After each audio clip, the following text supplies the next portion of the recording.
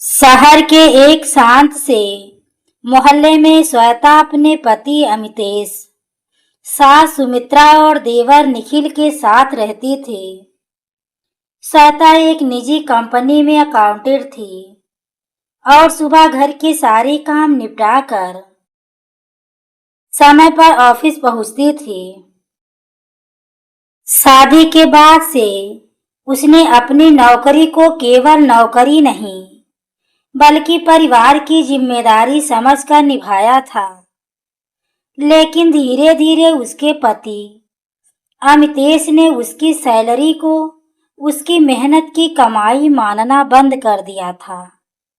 महीने की पहली तारीख आते ही श्वेता के मोबाइल पर सैलरी आने का संदेश आता और उसके कुछ ही मिनट बाद अमितेश का फोन आ जाता।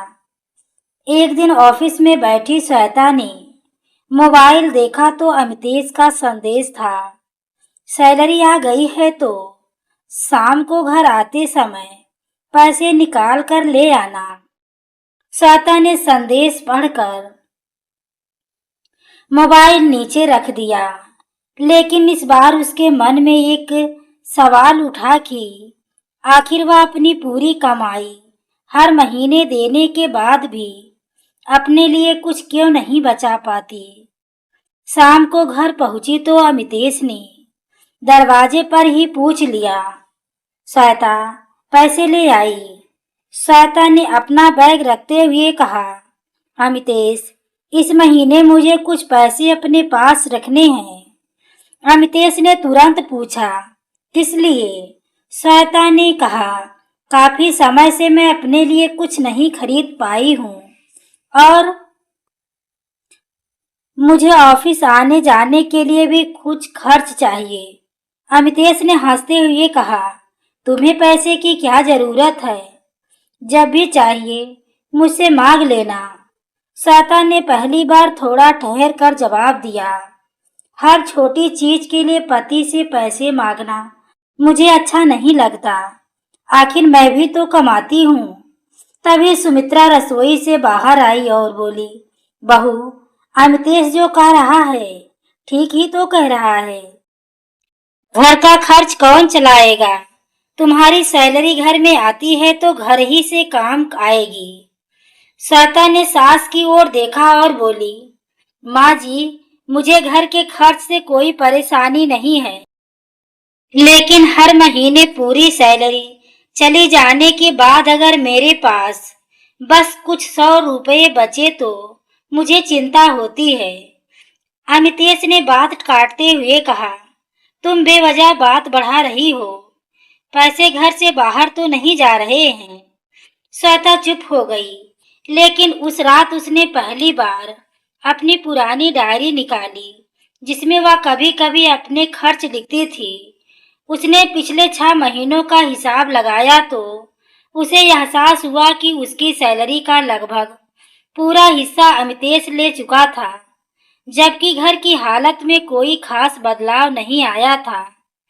अगले दिन ऑफिस में उसकी सहकर्मी रेणु ने श्वेता को परेशान देखकर पूछा, क्या बात है, आज तुम्हारा ध्यान काम में नहीं लग रहा? श्वेता ने कहा, रेणु मुझे समझ नहीं आ रहा कि मेरी सैलरी हर महीने खत्म कहाँ हो जाती है।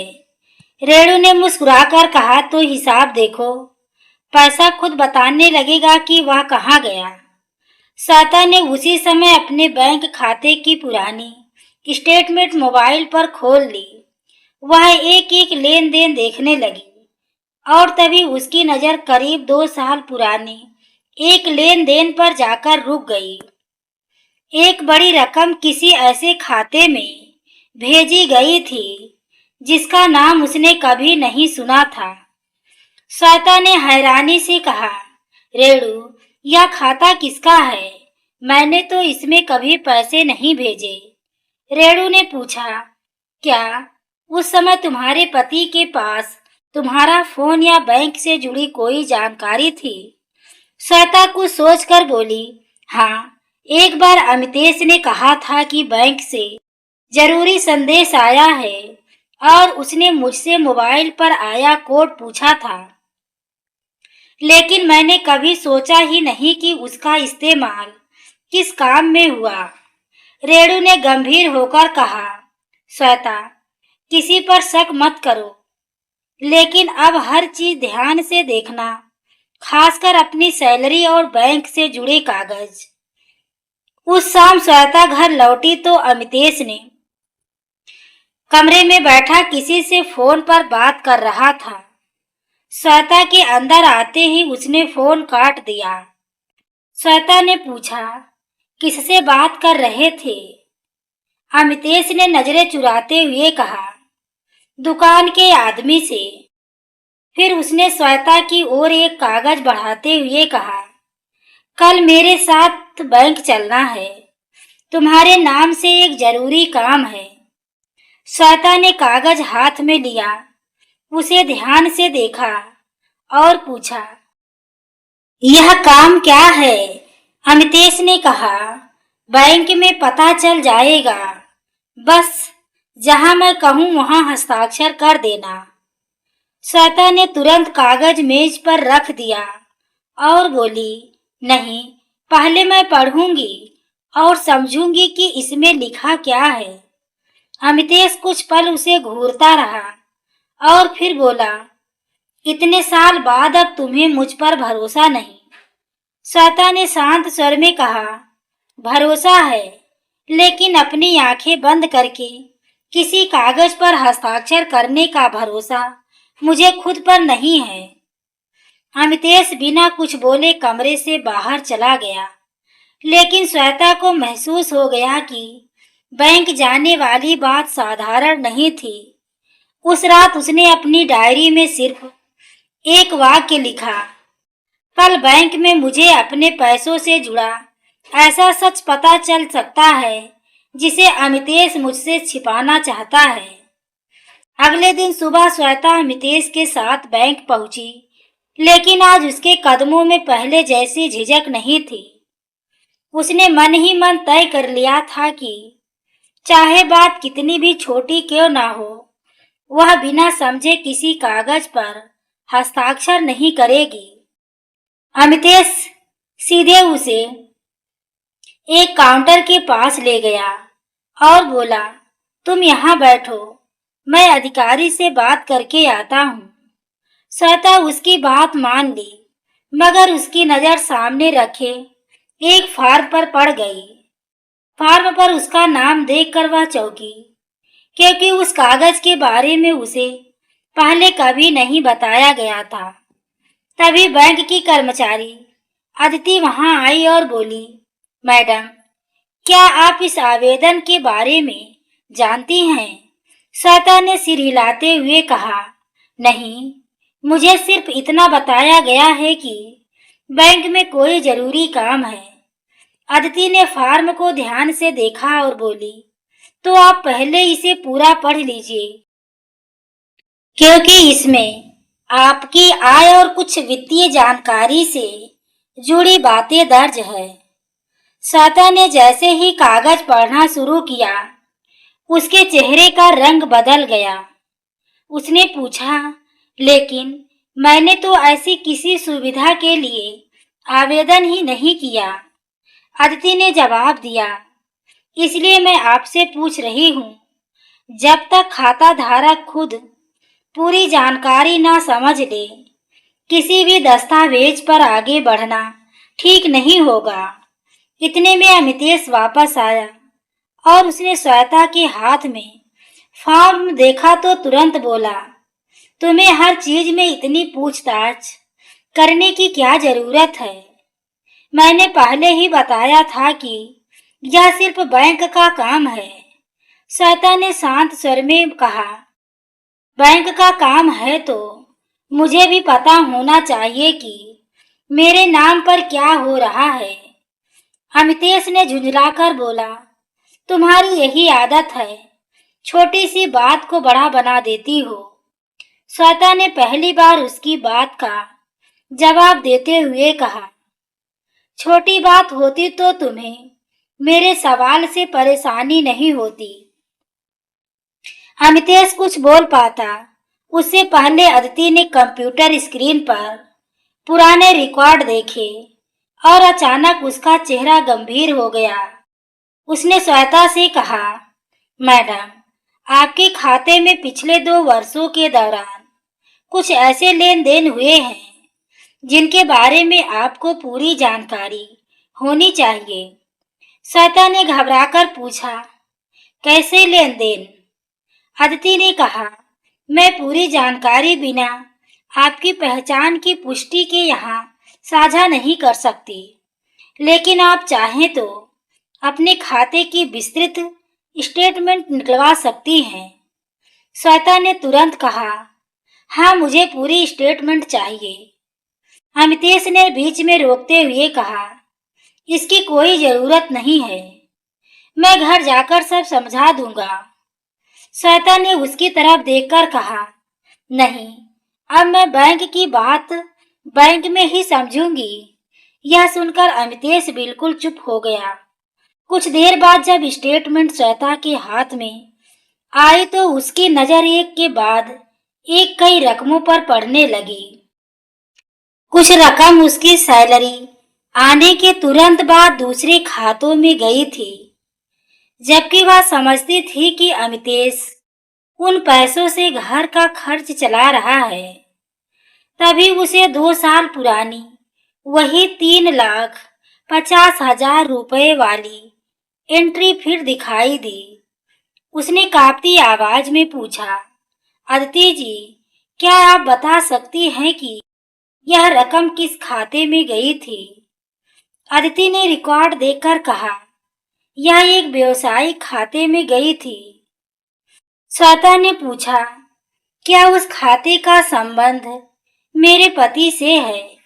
अदिति ने कहा, इसकी पुष्टि आपको उपलब्ध दस्तावेजों से करनी होगी। श्वेता ने स्टेटमेंट अपने हाथ में कसकर पकड़ ली। अब उसे यकीन होने लगा था कि उसकी सैलरी सिर्फ घर के खर्च में नहीं जा रही थी, लेकिन असली झटका अभी बाकी था।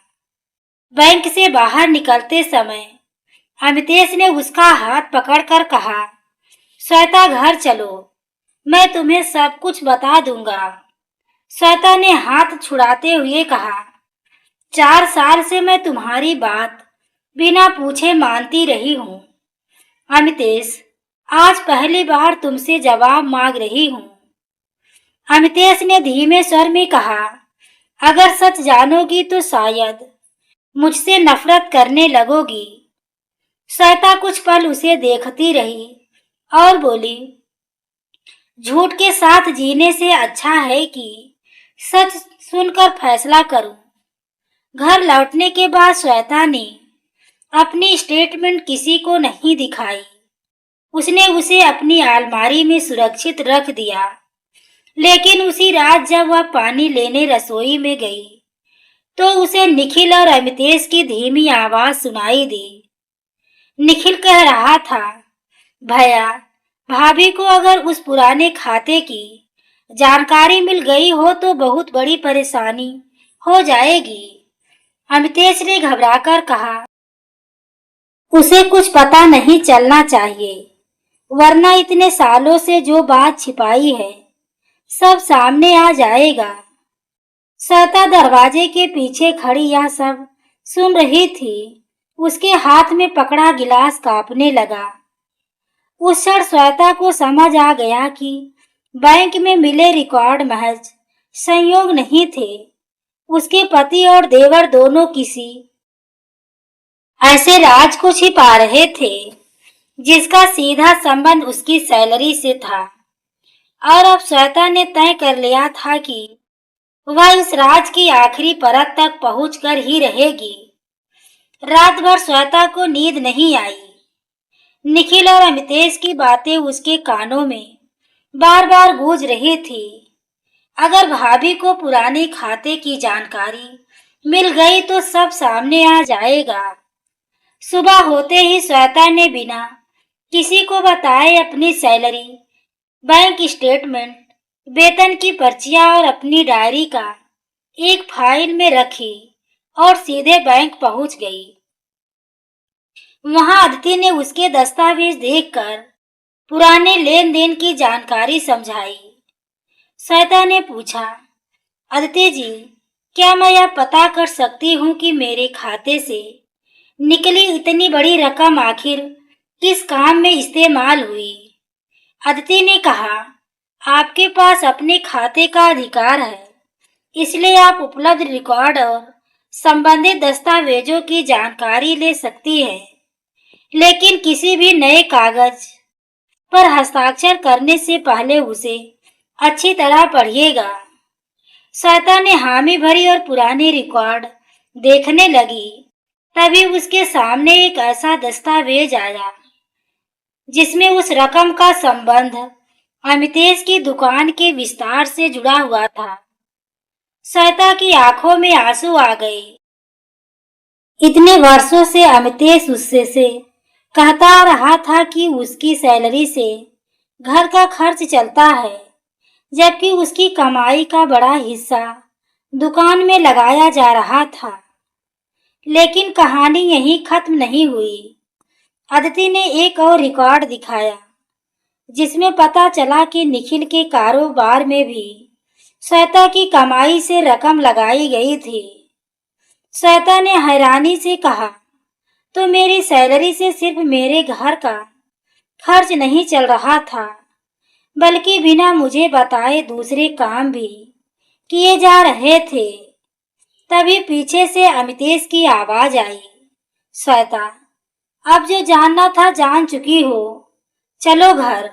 श्वेता ने उसकी तरफ मुड़कर कहा, नहीं अमितेश, आज मैं घर जाने से पहले एक बात साफ कहना चाहती हूँ कि मेरी सैलरी तुम्हें देने से मुझे कभी दुख नहीं हुआ, लेकिन मेरी जानकारी के बिना मेरी मेहनत का इस्तेमाल किया जाना मुझे अंदर से तोड़ गया था। अमितेश ने सिर झुका लिया और बोला, मैं मानता हूँ कि मैंने तुमसे बहुत कुछ छिपाया, लेकिन मेरा इरादा तुम्हें नुकसान पहुंचाना नहीं था। श्वेता ने पूछा, तो फिर सच क्यों नहीं बताया? अमितेश के पास कोई जवाब नहीं था।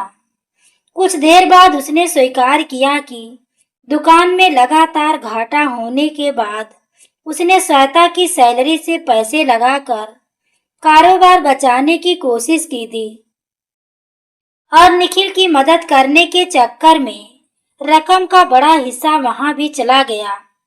वह डरता था कि अगर श्वेता को सच पता चला तो वह पैसे देना बंद कर देगी। श्वेता ने गहरी सांस लेते हुए कहा, अगर तुम उस दिन मुझे सच बता देते तो शायद मैं खुद तुम्हारे साथ खड़ी होती, लेकिन तुमने मुझे पत्नी नहीं, सिर्फ पैसे का सहारा समझ लिया। अमितेश की आंखें भर आई। उसने कहा, श्वेता, मुझे अपनी गलती समझ आ गई है। अब तुम्हारी सैलरी का 1 रुपया भी तुम्हारी जानकारी के बिना इस्तेमाल नहीं होगा। तभी सुमित्रा भी बैंक पहुंच गई, क्योंकि अमितेश ने उन्हें सच बता दिया था। सुमित्रा ने बहू के सामने हाथ जोड़ते हुए कहा, बहू, मैंने भी तुम्हें गलत समझा। मुझे लगता था कि तुम अपनी कमाई बचाकर मायके वालों के लिए रखती हो, लेकिन आज समझ आया कि तुमने इस घर के लिए जितना किया उतना शायद हम में से किसी ने नहीं किया। श्वेता ने सुमित्रा का हाथ पकड़कर कहा, माँ जी, मुझे आपसे लड़ना नहीं है। मुझे बस इतना चाहिए कि घर में किसी की मेहनत को उसका कर्तव्य समझकर उसकी इच्छा और अधिकार को खत्म ना किया जाए। निखिल भी वहां आ गया और उसने शर्मिंदा होकर कहा, भाभी, मेरे कारोबार में भी आपकी कमाई लगी थी, लेकिन मैंने कभी आपसे पूछना जरूरी नहीं समझा। मुझे माफ कर दीजिए। श्वेता ने कहा, गलती हो गई हो तो उसे सुधारो। सिर्फ माफी मांगने से बात खत्म नहीं होती। उस दिन बैंक में श्वेता ने कोई बड़ा झगड़ा नहीं किया, ना ही किसी को नीचा दिखाया। उसने बस एक ऐसा फैसला लिया जिसने पूरे परिवार को हिला दिया। उसने अपनी सैलरी के लिए अलग बचत एक व्यवस्था बनाई। घर के खर्च के लिए हर महीने एक निश्चित रकम तय की और बाकी पैसे अपने भविष्य के लिए सुरक्षित रखने का निर्णय लिया। उसने अमितेश से साफ कहा, मैं तुम्हारा साथ छोड़ना नहीं चाहती, लेकिन अब हमारा घर मेरी पूरी सैलरी पर नहीं चलेगा। तुम अपनी कमाई का हिसाब रखोगे, मैं अपनी कमाई का जरूरत पड़ेगी तो हम दोनों मिलकर फैसला करेंगे। अमितेश ने सिर हिलाते हुए कहा, मुझे मंजूर है। कुछ महीनों बाद अमितेश ने अपनी दुकान का हिसाब ठीक किया, अनावश्यक खर्च बंद किए और निखिल ने भी अपनी जिम्मेदारी खुद उठानी शुरू कर दी। श्वेता ने अपनी पहली बची हुई सैलरी से कोई महंगी चीज नहीं खरीदी, बल्कि अपनी माँ के लिए दवाइयाँ ली और बाकी रकम अपनी बचत में रख दी। उस दिन घर लौटते समय अमितेश ने मुस्कुराकर पूछा, आज तुम्हें कैसा लग रहा है? श्वेता ने कहा, आज पहली बार ऐसा लग रहा है कि मेरी कमाई सिर्फ खर्च होने वाली रकम नहीं बल्कि मेरे भविष्य की सुरक्षा भी है। श्वेता ने उस दिन अपने परिवार को छोड़ा नहीं, बल्कि अपने परिवार के भीतर अपनी जगह बदल दी। अब वह केवल कमाने वाली बहू नहीं थी, बल्कि अपने फैसलों में बराबर की भागीदार थी। अमितेश ने भी समझ लिया कि पत्नी की कमाई पर अधिकार जताना और पत्नी का सहयोग लेना दो अलग बातें हैं। जिस बैंक में कभी श्वेता अपनी पूरी सैलरी किसी और के हाथ में सौंपने आती थी, उसी बैंक से उस दिन वह अपने भविष्य की पहली बचत सुरक्षित करके बाहर निकली। उसके चेहरे पर वही सादगी थी, लेकिन इस बार उस सादगी के पीछे आत्मविश्वास था और श्वेता ने मन ही मन कहा, मेरी कमाई मेरे परिवार के काम जरूर आएगी, लेकिन मेरे सपनों की कीमत पर नहीं। तो दोस्तों, ये रही आज की कहानी। अगर आपके दिल को छू गई हो तो वीडियो को लाइक, शेयर, हाइप करें। पूरी कहानी को सुनने के लिए आपको तहे दिल से धन्यवाद।